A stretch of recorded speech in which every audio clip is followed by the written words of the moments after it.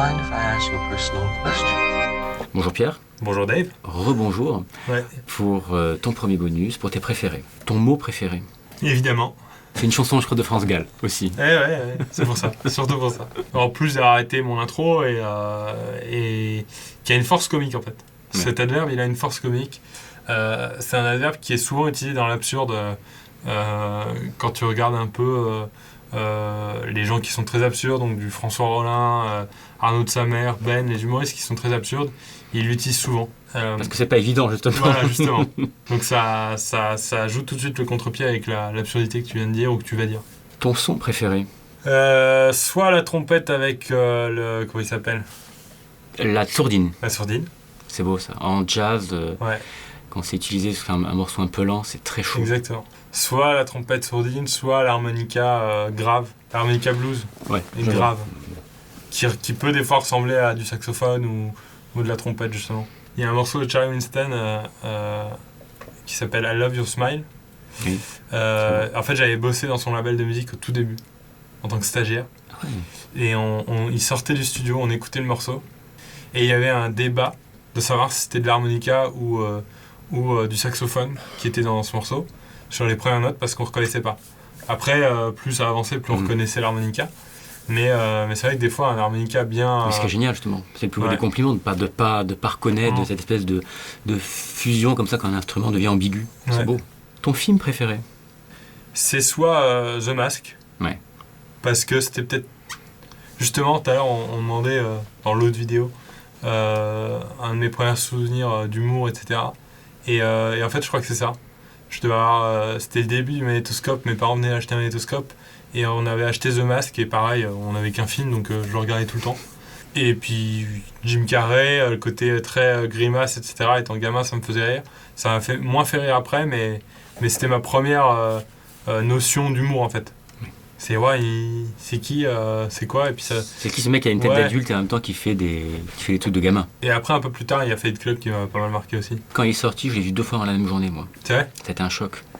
Ouais. J'étais en école de cinéma et j'étais vraiment fan de Fincher depuis même ses vidéoclips avant même qu'il fasse des longs métrages. Ouais. Et je l'ai vu à 14h et j'ai fait waouh. Faut que je regarde. Là il y a un truc nouveau. Ouais. Là c'est différent, on est dans une autre dimension. Tu te doutes un peu du truc, du second personnage et tout, mais c'est pas grave. Et puis quand tu découvres, ouais. Et puis il y a le côté aussi un peu tout remettre en cause, effectivement, un peu ce qu'on disait tout à l'heure, tout abandonner et puis... Son confort, sa petite vie plan-plan. Ouais.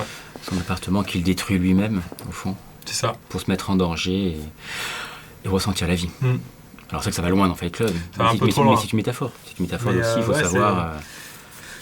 c'est ça, c'est une métaphore très étirée et très exagérée, mais c'est exactement ça quand tu dis faut que j'arrête de bosser pour tenter un truc qui me plaît plus, quoi. Bosser que pour m'acheter des choses dont on me dit que c'est fondamentalement nécessaire pour moi. Il a le mérite de pas te laisser indifférent pendant 3-4 jours. Tu te dis, est-ce qu'ils ont pas raison, quoi. Ouais. C'est un film aussi sur le fascisme, c'est un film sur... Et ce qui était bien, justement, aussi, montrer que le fascisme est séduisant. Que c'est pas... c'est pas bien. Bien sûr que c'est pas bien. Mais ça séduit. Ouais. Et la figure de Tyler Durden en fait partie. Quelle serait ta période préférée? Si tu pouvais la choisir, ton époque préférée? J'aime bien l'époque où on a des iPhones, quand même. J'aime bien cette époque-là. J'aime bien l'époque où il y a YouTube, j'aime bien aussi. Donc t'aimes bien ton époque? Non, j'aime bien mon époque. Ouais. Tu la renies pas?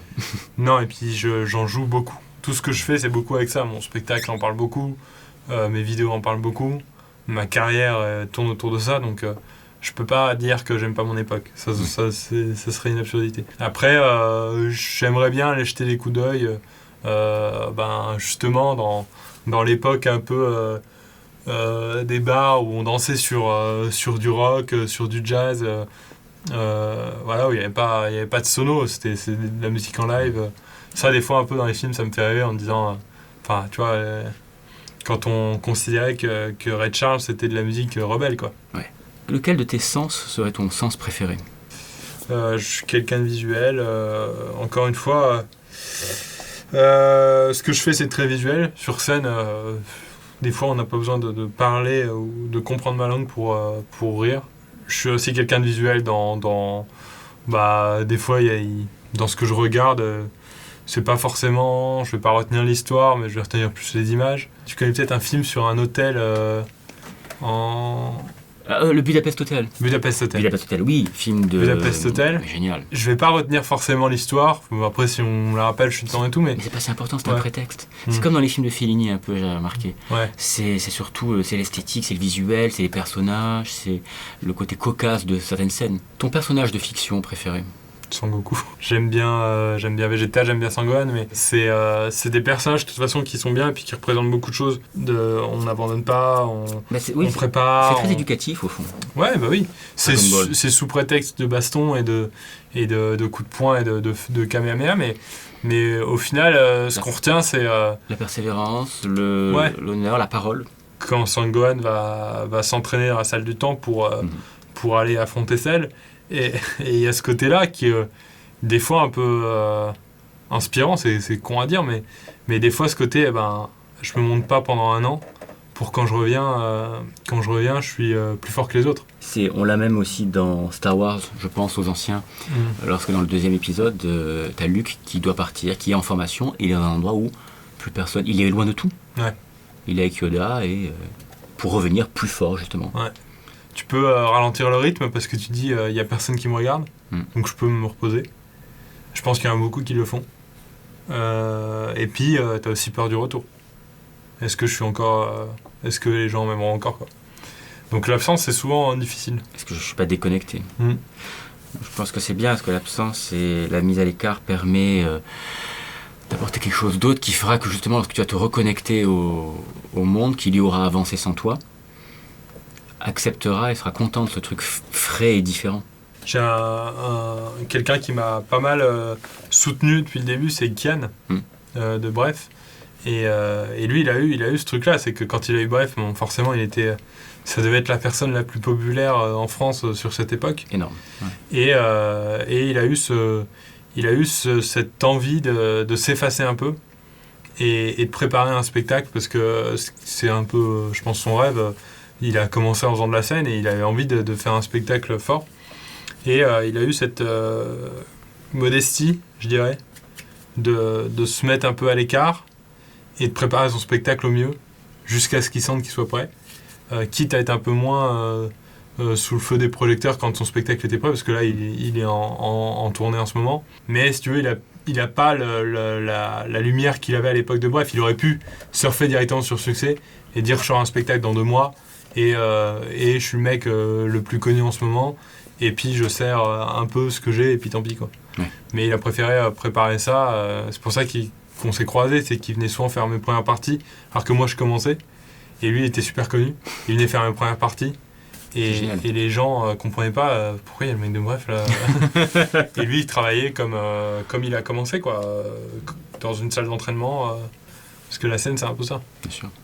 Le dernier de tes préférés, ton souvenir préféré? J'aime bien mon souvenir des États-Unis. J'ai fait 6 mois là-bas en études.